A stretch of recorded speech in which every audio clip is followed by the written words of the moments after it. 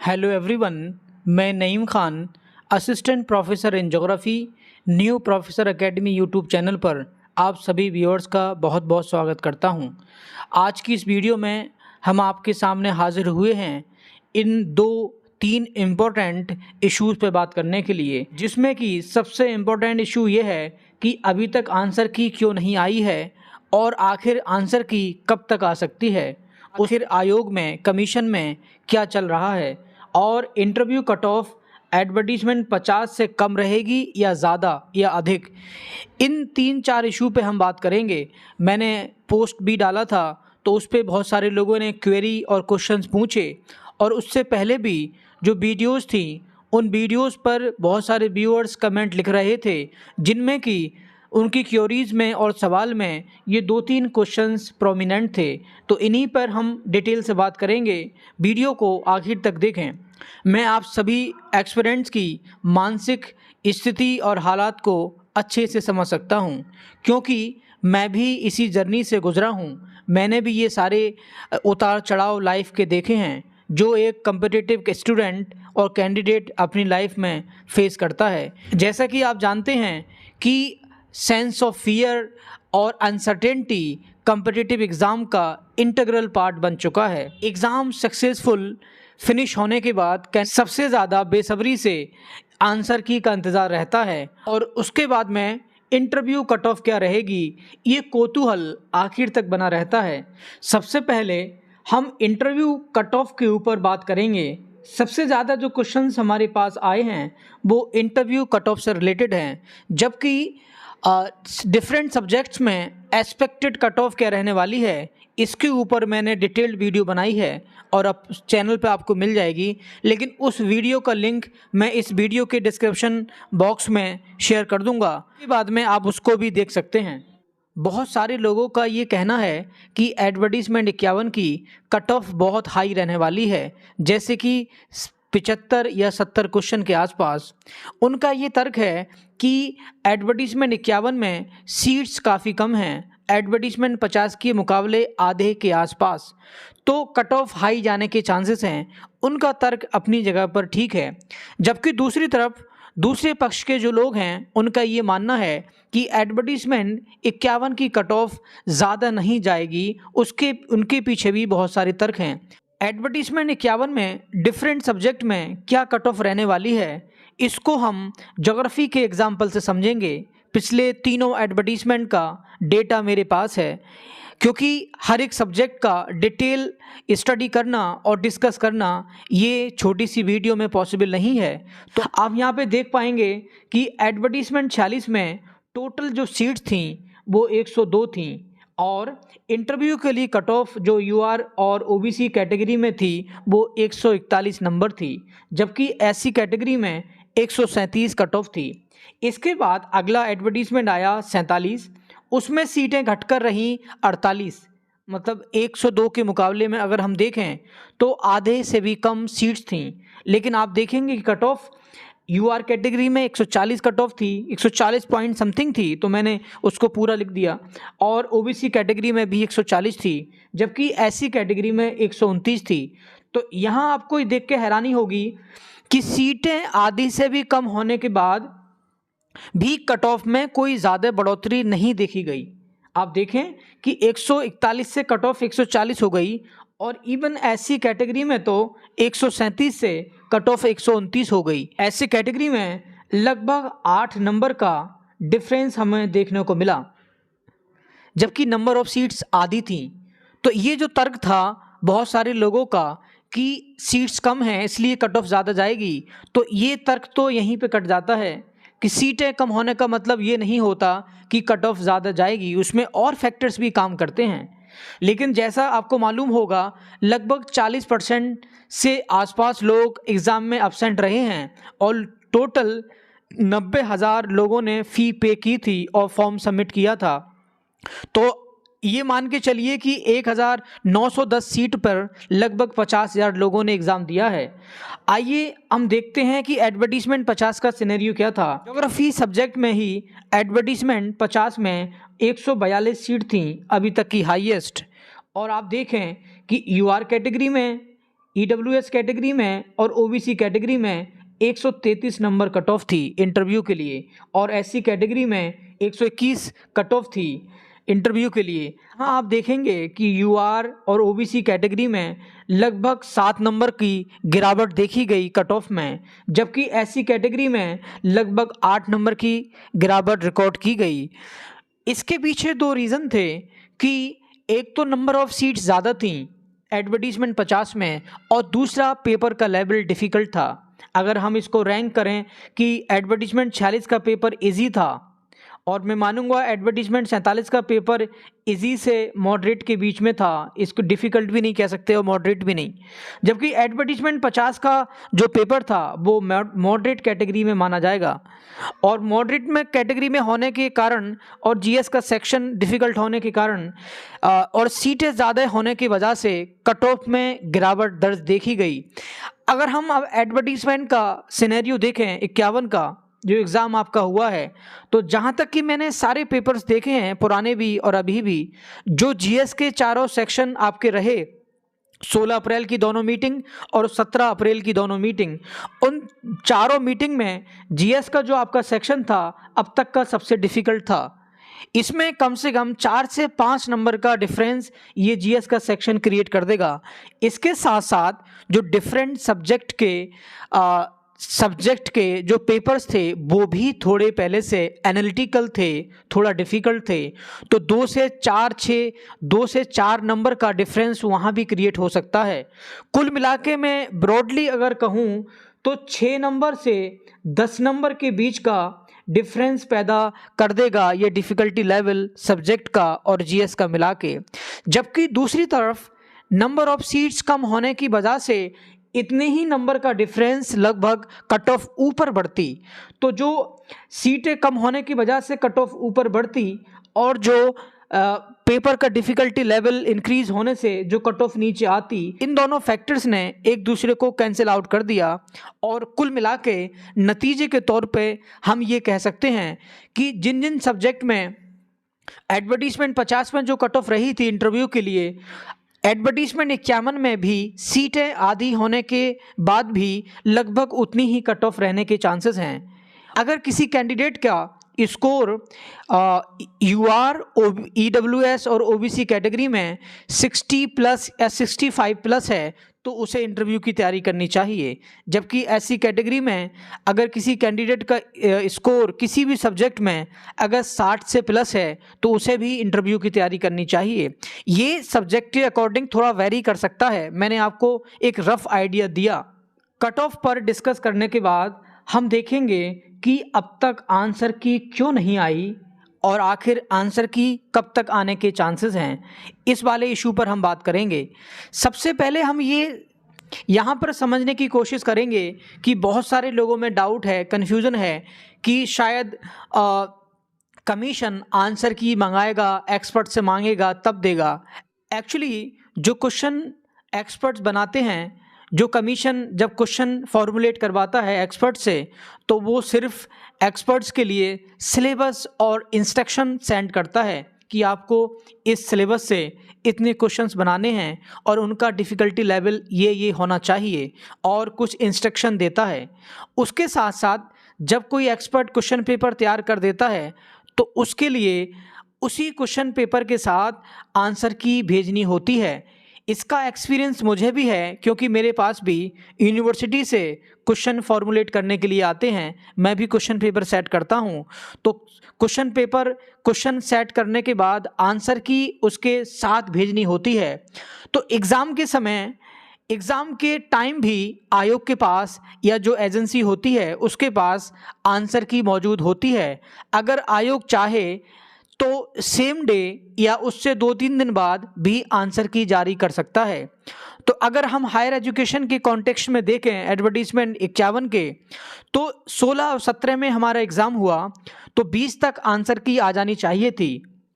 तो आंसर की रिलीज़ ना होने के पीछे ये 29 अप्रैल का उत्तर प्रदेश शिक्षा सेवा चयन आयोग का नोटिफिकेशन है, जिसमें ये कहा गया है, एतद द्वारा सूचित किया जाता है कि उत्तर प्रदेश शिक्षा सेवा चयन आयोग एवं उसके द्वारा आयोजित परीक्षाओं के विषय में विभिन्न माध्यमों से नकारात्मक अफवाहें आयोग के संज्ञान में आ रही हैं।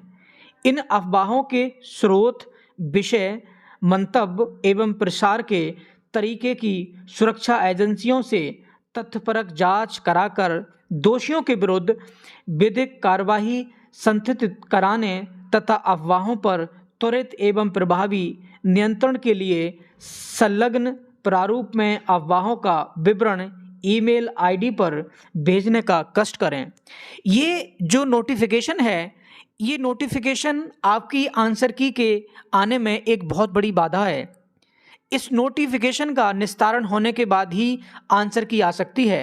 लेकिन दूसरी तरफ एग्ज़ाम होने के बाद कोई भी एग्ज़ाम जब पूरा हो जाता है तो उसमें दो पार्टीज़ बन जाती हैं। एक तो वो स्टेक होल्डर होते हैं जो एग्ज़ाम को कैंसिल कराना चाहते हैं, उसमें वो बहुत सारे लोग होते हैं जिनका एग्ज़ाम किसी वजह से अच्छा नहीं हुआ, जिनकी तैयारी अच्छी नहीं थी। उनका पीछे एक मोटिव ये भी होता है कि एग्ज़ाम कैंसिल हो तो हमें एक बार और मौका मिले, हमारी शायद तैयारी अच्छी हो और हम भी सिलेक्शन पा सकें। शायद मेरी बात कुछ लोगों को बुरी लगे क्योंकि इससे पहले भी बहुत सारे लोगों ने कमेंट किया था मेरी वीडियो पर कि एग्ज़ाम कैंसिल होना चाहिए, लेकिन एग्ज़ाम कैंसिल हमारे या किसी आपके चाहने से नहीं होता। उसमें बहुत सारी चीज़ें देखी जाती हैं, तब ये एग्ज़ाम कैंसिल करने का एक बहुत बड़ा डिसीजन होता है।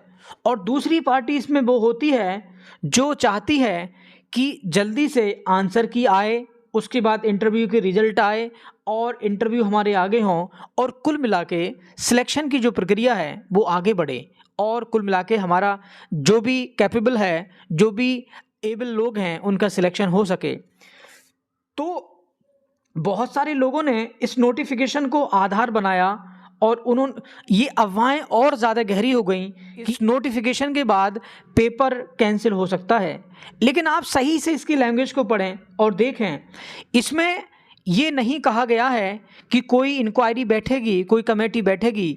इस नोटिफिकेशन में जो सोशल मीडिया पर नेगेटिव, नकारात्मक जो बातें चल रही हैं उसको अफवाहें कहा है आयोग ने। कमीशन ने उनको ये नहीं माना ये सही है। एग्जाम में धांधली हुई है या नहीं हुई है, इसको प्रूव करने की जो लायबिलिटी है, जिम्मेदारी है, वो कैंडिडेट के ऊपर है, जो कि साक्ष्य प्रस्तुत करेंगे, एविडेंसेस डिजिटल फॉर्म में हों या हार्ड कॉपी के रूप में हों या वर्बल रूप में वो अपने बयान दर्ज कराएंगे। तो ये जिम्मेदारी उनके ऊपर है कि वो एविडेंसेस प्रोवाइड कराएं कमीशन के लिए। और इसमें इन्होंने सबसे इंटरेस्टिंग ये चीज़ है, जो भी रिजल्ट आने का वेट कर रहे हैं और आंसर की आने का वेट कर रहे हैं, उनके लिए एक पॉजिटिव पॉइंट है इस नोटिस में। इन्होंने कहा है कि जो जांच कराई जाएगी वो सुरक्षा एजेंसियों से कराई जाएगी। इसका सीधा मतलब है कि यहाँ इस बार कोई भी कमेटी या पैनल नहीं बैठने वाला इंक्वायरी के लिए। लोकल एजेंसी या सिक्योरिटी एजेंसी का सीधा मतलब है जो लोकल प्रशासन, पुलिस की आईटी सेल होती हैं डिस्ट्रिक्ट लेवल पर, जो प्रयागराज में आईटी सेल होगी वो इसकी इंक्वायरी करेगी, जो भी डिजिटल फॉर्म में चीज़ें प्रोवाइड कराई गई हैं। उसके बाद में अभी इसी चीज़ पर अभी काम चल रहा होगा, इंक्वायरी चल रही होगी और इसमें आने वाला जो एक वीक है, एक हफ्ता है, वो काफ़ी इम्पोर्टेंट है क्योंकि इस नोटिस को आए हुए 4 से 5 दिन हो चुके हैं। और इन 4-5 दिनों में जहाँ तक मेरी समझ है कि जिनको भी जो एविडेंस देने थे, जो भी साक्ष्य देने थे, जो भी उनके पास हार्ड फॉर्म में या डिजिटल फॉर्म में एविडेंसेस थे, फॉरेंसिक एविडेंसेस मान लीजिए या फिर डॉक्यूमेंटेड एविडेंसेस मान लीजिए, वो अब तक लोग कमीशन को दे चुके हैं। और इस दिशा में अंदरूनी तरीके से इंक्वायरी चल भी रही होगी। और इसमें पेपर सिर्फ कैंसिल होने की बात, इसमें मुद्दा सिर्फ पेपर कैंसिल होने का नहीं है। इन्होंने कहा है कि अगर जो भी अफवाहें फैल रही हैं सोशल मीडिया पर, अगर उनमें कोई तथ्य नहीं पाया जाता, कोई फैक्ट नहीं पाया जाता, तो जिन सोशल ग्रुप से, जिन सोशल मीडिया से, जिन सोर्स से ये इन्फॉर्मेशन या ये अफवाहें फैल रही हैं, तो उनके खिलाफ भी कार्रवाई की जा सकती है। तो सबसे पॉजिटिव पॉइंट इसमें यह है, इस नोटिस में, कि कमीशन इस बार कोई भी पैनल बिठाने वाला नहीं इंक्वायरी के लिए, जैसा कि एडवर्टीजमेंट 47 में हुआ था। एडवर्टीजमेंट 47 में ये हुआ था कि एक पैनल बैठा था और उस पैनल ने लगभग 1 से 2 महीने का टाइम लिया था इंक्वायरी के लिए और बहुत लंबे समय के बाद रिपोर्ट सबमिट की थी।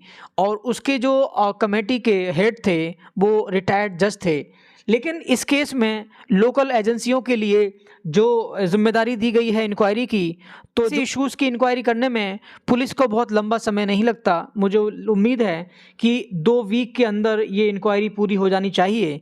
आयोग के पास भी एक डिलेमा है कि वो एकदम रश में कोई डिसीजन नहीं ले सकता। एकदम वो ये भी नहीं कह सकता कि कोई धांधली एग्ज़ाम में नहीं हुई है और वो ये भी नहीं कह सकता कि एग्ज़ाम में धांधली हुई है और पेपर को कैंसिल किया जाए। तो वो टाइम बार्गेन करेगा कि जिन लोगों ने एविडेंसेस दिए हैं वो कोई बहुत ज़्यादा स्ट्रॉन्ग एविडेंस हैं।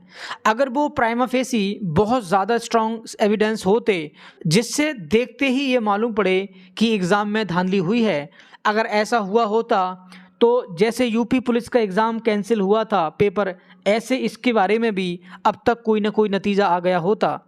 तो बहुत ज़्यादा ठोस एविडेंसेस नहीं मिले हैं। अब आयोग इस केस में टाइम बार्गेन कर रहा है। वो थोड़ा टाइम लेगा, थोड़ी इंक्वायरी करेगा।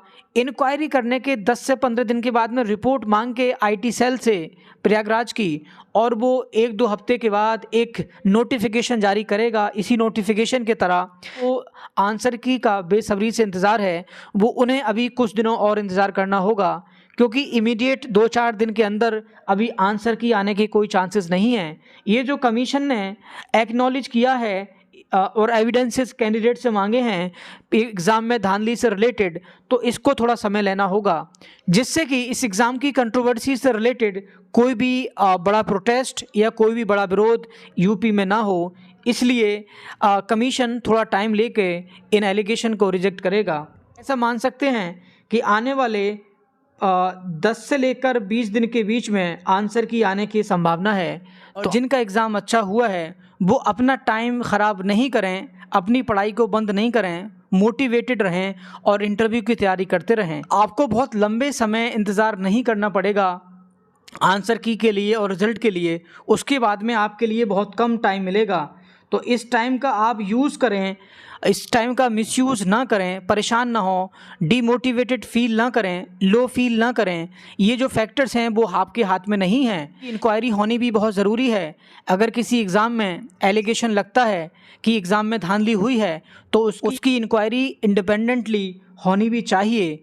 अगर इसमें कोई सत्यता पाई जाए या कोई ऐसी हकीकत हो तो उन लोगों के खिलाफ़ सिलेक्टिव तरीके से सख्त कार्रवाई होनी चाहिए और उन कैंडिडेट के करियर से खिलवाड़ करते हैं जो लंबे समय से भर्ती आने का इंतज़ार करते हैं और उसके बाद मेहनत से तैयारी करके एग्ज़ाम देते हैं। एग्ज़ाम देने के बाद फिर उन्हें पता लगता है कि एग्ज़ाम में कुछ घपला हुआ है, तो उनके अंदर नेगेटिव फीलिंग आना, एक नेगेटिव माहौल उनके चारों तरफ पैदा होना बहुत स्वाभाविक है। क्योंकि जो सीरियस कैंडिडेट हैं, जिनका कोई सोर्स नहीं है, जो किसी सोर्स पर डिपेंड नहीं है और अपनी मेहनत से नौकरी को पाना चाहते हैं, तो उनकी बहुत सारी मेहनत, इमोशन और एनर्जी इन्वेस्ट होती है। अगर ऐसे में इस तरीके की न्यूज़ आती हैं कि पेपर कहीं कैंसिल ना हो जाए, कहीं कोई बुरी खबर ना आए, कहीं एग्ज़ाम टल नहीं जाए या एग्ज़ाम का रिज़ल्ट लंबा नहीं खिंच जाए, तो इससे नेगेटिव फीलिंग आना, नकारात्मक महसूस होना,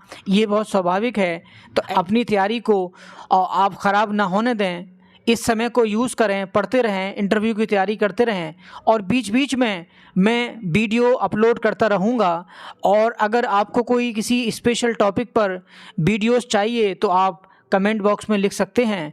जैसा कि मैंने एक वीडियो अपलोड की है इंटरव्यू की स्ट्रेटजी के ऊपर, तो शायद मैं और भी वीडियो अपलोड करूं इंटरव्यू से रिलेटेड। तो आप जो ये फेज़ है ये गुजर जाएगा, ये कुछ दिनों की बात है। ये इंक्वायरी होके 10 से 15-20 दिन के अंदर आपकी आंसर की आ जाएगी और उसके बाद में आपका रिज़ल्ट आएगा, इंटरव्यूज़ होंगे। तो आप परेशान बिल्कुल ना हों और अपनी तैयारी पर फोकस रखें, उम्मीद रखें, नाउम्मीद ना हो। तो आज की वीडियो में इतना ही था। अगर वीडियो आपको पसंद आई हो तो लाइक करें, चैनल को सब्सक्राइब करें। तो थैंक यू फॉर वॉचिंग।